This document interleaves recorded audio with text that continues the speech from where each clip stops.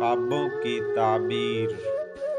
خواب میں نکاح کرنا مال و دولت ملنے کی نشانی ہے۔ خواب میں زیور پہننا۔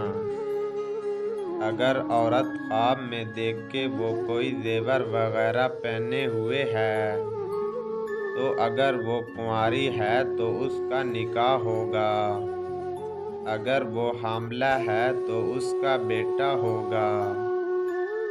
خواب میں مرنے والوں کو دیکھنا۔